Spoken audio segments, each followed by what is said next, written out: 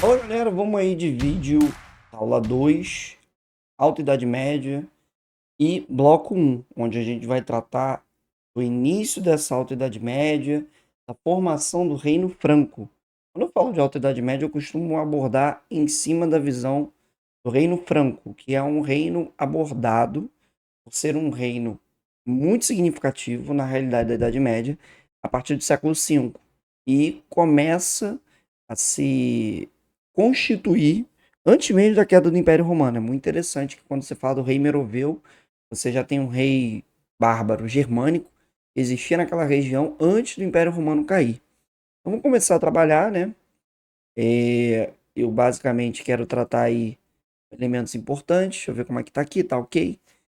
Primeiro a gente tem que pensar nesse primeiro reino franco, né?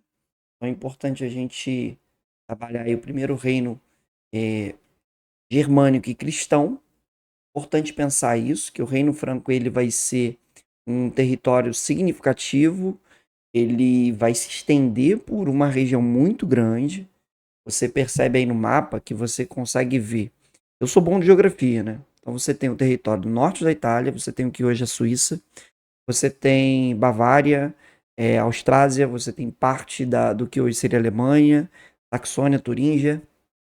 Você tem alguns territórios dependentes que chega até os croatas, até os sérvios, até a península dos Balcãs ali. Você chega à região dos Balcãs, você chega nos tchecos, você chega nos moráveis, você chega na Bélgica, você chega na Holanda.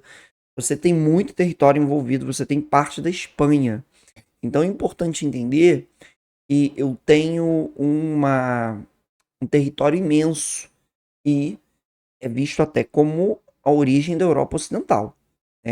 Não à toa, a gente vai falar disso no vídeo, que o Carlos Magno é considerado o pai da Europa Ocidental, né? Então, muito importante pensar isso quando você observa a construção do Reino Franco, né? Vou voltar. Você tem um povo de origem germânica, que está ali junto com godos, visigodos, ostrogodos, anglo-saxões, normandos, e você tem os francos. Os francos vão ser os primeiros dessa região, dessa localidade, a formarem um grande reino de destaque. Né? Um grande reino de destaque, um reino também cristão. Vai ser os francos que vão apresentar esse primeiro reino cristão. Então é muito importante perceber que eles têm um destaque. E a Idade Média, ela, como a gente pode perceber, ela é marcada por uma militarização. Então, é também importante perceber como é que esse território, você tem os anos, as batalhas, Batalha de Autun, 532, a Batalha de Poitiers ali, você tem vários anos, várias batalhas em várias regiões, que mostra que é um reino forjado militarmente. Guerra, guerra, guerra, combate, combate. E assim, só pra comentar, né, eu comprei o Chivalry 2, o Cavaleiro 2. É um jogo multiplayer em que você é um guerreiro medieval. Então, é combate corpo a corpo e tem arco e flecha. E aí é aquele estilo de combate. Vou ver se eu boto uma cena do jogo, eu jogando, né? Você tá vendo aí agora. É aquela coisa de combate corpo a corpo, de armadura. Então você tem essa tradição bárbara do combate, do território forjado no ferro e no fogo. E aí, a gente pode visualizar o Reino Franco a partir de duas óticas. A dinastia Merovingia, onde você tem o rei Meroveu, onde você tem os reis indolentes e onde você vai ter a Batalha de Poitiers. Então você vai ter elementos aí importantes da construção do Reino Franco, né, da dinastia Merovingia. Quando eu falo de reis indolentes, é de monarcas que cagaram e tinha a figura do majordomos para governar. Então você tem elemento aí importante. E você tem também a dinastia carolíngia, né? A figura do carolíngio é associada ao Carlos Magno. É interessante que o primeiro rei da dinastia carolíngia é Pipino Breve. E volta e meia tem aluno que pergunta por que não é uma dinastia pepininja. Eu falo que Carlos Magno foi o cara. Carlos Magno ele é considerado o pai da Europa Ocidental. Você tem várias imagens do Carlos Magno assim fantásticas. Eu vou até jogar para frente. para mostrar o cara. Você consegue ver uma águia prussiana no seu ombro direito, uma flor de lis no seu ombro esquerdo, então o cara é considerado o pai do que seria a Alemanha, o pai do que seria a França, o pai do que seria o norte da Itália, Suíça. É muita coisa. E com isso, é muito importante entender que o Carlos Magno ele é uma figura excepcional na história da Idade Média. Vamos voltar. Tem muita coisa para falar, né? E eu basicamente eu devo parar na transição para o Carlos Magno, né? O bloco 1 vai ser a chegada do Carlos Magno e a gente depois faz o Império Carolíngio, bloco 2. Então, vamos lá. Vamos pensar e o primeiro, a dinastia Merovingia recebe esse nome por conta do herói Meroveu, que lutou nos campos catalúnicos contra o Átila, o Huno. Né? Então você tem essa batalha nos campos catalúnicos contra o Átila e o Meroveu participou. E o neto do Meroveu, o Clovis, ele vai ser o cara que vai ser o primeiro a formar um reino franco unificado e por isso vai ser o primeiro merovingio a dar o start dessa dinastia. Então é importante pensar o Clovis como pontapé inicial, como o cara que ele ajuda a dar esse pontapé inicial, ele alimenta essa construção do reino franco. E como ele se casa com uma princesa burgúndia cristã, a Clotilde, ele não acreditava no cristianismo. Aí a Clotilde era bem fiel à cristandade, rezava pelo marido. E aí ele tinha uma batalha muito difícil, ele promete se converter se ele vencer aquela batalha.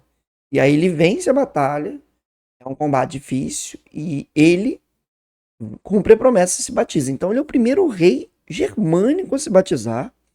Essa história é importante porque você tem essa proximidade da Igreja Católica com os germânicos, com os bárbaros, os mesmos bárbaros que afligiram Roma e que afligiram, de certa forma, a Igreja Católica, porque ela se tornou religião oficial do Império, né? Então você teve saques em Roma, em territórios romanos e ataques a igrejas. A série Vikings fala sobre isso, mostra isso acontecendo, os religiosos sendo acharcados, sendo atacados, porque os Vikings, eles tinham vários deuses, acreditavam em Odin, acreditavam em outras coisas, e aí você tem uma igreja católica que sofre, e quando você tem o primeiro reino bárbaro unificado, cristianizado, é o bote salva-vidas da igreja. Então isso é muito importante, porque o Clovis, quando se converte em 496, ele também, ao mesmo tempo em que ele tá com agora um argumento religioso de dizer que, ó, eu sou escolhido de Deus, e você vê a postura de subordinação do Clovis quando está sendo batizado, ele nu, numa tina, está sendo batizado, ele já é rei, você tem uma figura de superioridade do bispo, do papa, né, e representado, eu não sei quem é, mas posso até procurar. E aí você tem uma figura do Clovis que ele vai usar isso como, eu sou o escolhido de Deus. E você tem uma igreja que agora tem um reino que é aliado. E aí isso é muito importante, né? É muito significativo. Vai ter uma outra visão, um outro quadro. Um Clovis muito mais realista, né? Com armadura, com seu machado, sendo batizado. Então é importante entender essa perspectiva da religião alinhada a esse estado na Idade Média, a esse reino na Idade Média. Então, aquela estrutura de sociedade estamental que está se desenhando aqui. De primeiro estado, clero, segundo estado, nobreza. Primeiro legitimando o segundo defendendo o primeiro, e assim uma parceria, né? E o terceiro trabalha, os servos. E aí é muito importante pensar o seguinte, que é nesse momento que eu tenho uma das coisas mais interessantes para mim quando você fala de Idade Média, e é a conversão de um Jesus Cristo negro, de cabelo cacheado, de cabelo duro, cabelo crespo, porque, porra, tu pensa Oriente Médio, Palestina, o que que vai ter? Vai ter asiático de olho puxado? Não. Vai ter brasileiro, tupinambá? Não. Vai ter americano de olho azul? Não. Vai ter uma população semita, uma população do Oriente Médio, com pele mais queimada, com um cabelo mais crespo, né? Uma etnia miscigenada, uma sociedade miscigenada. Os hebreus estão muito mais perto dos egípcios do que dos europeus. E aí você tem uma conversão de Jesus Cristo para loiro de olhos azuis, com cabelos ondulados, que lembra os germânicos. Lembra muito os anglo-saxões, os normandos. Esse cabelo aloirado indo pro castanho claro. E lembra, ó, você tem o busto de Carlos Magno de um lado e Jesus Cristo do outro. São parecidos. Aí você vai falar, o Carlos Magno, caramba, deu sorte de ser parecido com Cristo. Não, não. O Cristo aqui está sendo representado parecido com Carlos Magno. Para dessa forma se aproximar de uma perspectiva de que os bárbaros são parecidos com o Salvador. No começo tem até uma certa resistência, porque, caramba, Salvador que foi morto na cruz, que beleza, né? Então você tem um Cristo que ele sofre resistência para ser aceito, porque o cara crucificado morreu, nossa, meu Deus é brabo, meu Deus é Thor, acabou com os gigantes. E aí você acredita nisso? O cara fala, você vê gigantes por aqui? Então aquela piadinha infame. E aí você tem um Jesus Cristo que vai sendo introjetado, que vai sendo introduzido, que vai ganhando adeptos. Muito importante, né? Pensar isso e, obviamente, que isso se torna um bote salva-vidas da igreja. Vamos lá. É importante também pensar que a Igreja Católica, quando se alia ao Reino Franco, ela começa a ganhar mais autonomia de se libertar das amarras do Império Romano do Oriente, que ainda estava vivo. E que, de certa forma, mantinha uma herança césaropapista. Né? Eu já estou tocando nisso, que é importante, que é interessante. Por quê? Porque quando você cria a Igreja Católica Românica, a Igreja Católica como instituição oficial de Roma, o Edito de Tessalônica, você tinha um imperador que nomeava os papas. Então, lembrar, né? O Valentiniano lá nomeando, se não me engano, o Papa Leão I ou Leão III, não me lembro agora. Mas está na primeira aula. Então, perceber o quê? Que havia uma subordinação. O César ainda sendo César e você tem o Papa, o Bispo de Roma. Quando a Roma, o Império Romano do Ocidente vai para o Beleléu, você tem um entendimento que essa igreja fica sem referencial. E aí ela fica olhando para Constantinopla. A igreja lá em Constantinopla, que o Império Romano do Oriente está de pé. Agora, quando eu tenho um reino franco, que inclusive vai bater nos bizantinos, mas vai empurrar os bizantinos, eu tenho uma igreja que agora tem mais autonomia. Tem mais aliança com os ocidentais. Então é importante pensar que em breve assim, mais de 500 anos, eu vou ter um rompimento dessa igreja romana com a igreja de Constantinopla. Isso vai acontecer. Vamos lá. Vamos comentar o erro da dinastia merovingia. Que é o quê? Você tem um Clovis, esses monarcas, os descendentes dele vão ganhando espaço, vão ganhando território, o reino franco vai se expandindo. É claro que você vai ter depois a chegada do Carlos Magno, mas antes do Carlos Magno tem as conquistas verde mais claro, marca espanhola, reino lombardo, Bavária, Caríntia, Saxônia. Então antes do Carlos Magno chegar, eu já tinha muita coisa. E aí eu vou ter reis que vão começar a viver do luxo, vão adotar uma postura negligente, vão ficar no palácio e deixar o mordomo, o majordomos cuidar. E aí o majordomos, ele tem poderes de fato, mas ele não tem título. E é daí que vem a expressão reis indolentes. De monarcas que foram cagando, que não deram atenção, que atuaram de maneira negligente com o poder. E com isso, você vai tendo mais poder aos majordomos que governavam, que eram gestores, do que os reis de fato. E aí você tem uma imagem muito maneira, é uma imagem no momento de uma história problemática da Europa. Eu vou até jogar o slide lá na frente, né? Vamos fazer aqui um corte do slide lá na frente. É o quê? É pensar, cadê?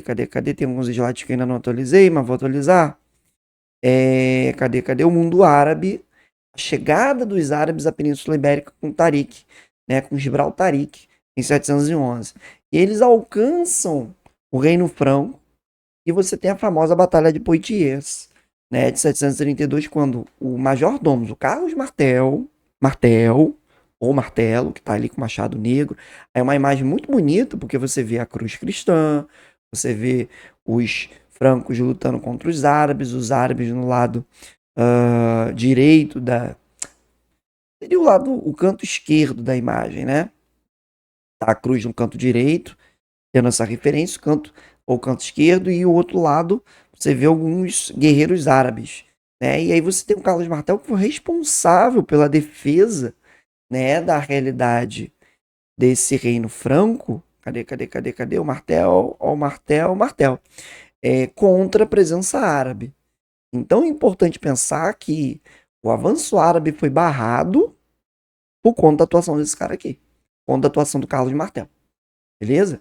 E depois dessa derrota, né, árabe, e aí você tem um avanço árabe, a campanha árabe que atravessa Gibraltar lá, Gibraltar e Abaltarique, né, Gibraltarique, e aí você tem ali do ladinho de Ceuta, Gibraltar é bem perto aí, Málaga, Granada, vai subindo, bum, bate em León, Covadonga dá porrada, Bordeaux dá porrada e perde em Poitiers, né? Então você tem isso, esse quadro aí, ó. Quadro melhor, você tem os árabes com pele mais escura, os francos com pele mais clara, lutando, defendendo contra os árabes, né? E aí você vai ter uma seguinte situação, que é o momento que a gente para esse primeiro bloco. É o quê? O filho do Carlos Martel, Pipino Breve, tá aí na imagem, ele vai ter a consciência de que, olha só, por que a gente é majordomos ainda? Por que nós somos ainda majordomos se temos o poder político de fato? Não temos o título, mas temos o poder político de fato. Então, o Pepino Breve, ele se incomoda e ele dá um golpe nos merovingios. Ele pega o rei Quilderico III, um rei meroveu, prende o rei Quilderico, né, manda ele para um monastério e não mata, e aí o Pepino assume o título de fato como rei, dando início à dinastia carolíngia. Então, Pepino Breve, ele é o cara que inicia a dinastia carolíngia. O filho dele vai ser o cara mais famoso, é o cara que vai dar início ao Império Carolíngio, Carlos Magno. E que a gente vai ter, né, uma aula, um bloco específico sobre o Império Carolíngio para vocês entenderem como é que funciona essa lógica do Império Carolíngio. Beleza? Tranquilo? Então, é importante a gente pensar a construção do Reino Franco. Então, aqui, a gente tem um Pepino Breve que se torna o primeiro rei da dinastia carolíngia. Para a gente fechar, a gente colocar aí um ponto final nessa aula, é importante a gente falar do reinado dele. E o reinado do Pepino Breve já é marcado por uma situação interessante, que é o seguinte: ele é reconhecido como rei pelo Papa Zacarias, né? Ele prende lá o Quilderico, é reconhecido pelo Papa Zacarias, e o Papa chega para ele e fala: olha só, eu reconheci, mas eu preciso de um favor. Eu preciso que você afaste os lombardos e os bizantinos que estão ameaçando aqui, estão querendo me subjugar. Então, é importante para a gente reforçar aquela ideia que eu falei mais cedo, que é a quebra daquela ameaça bizantina sobre a Igreja Católica em Roma.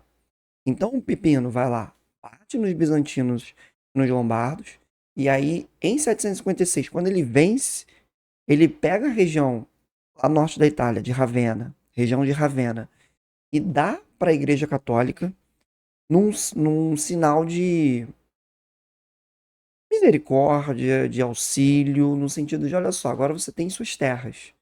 E aí isso aí vai ser definido como patrimônio de São Pedro.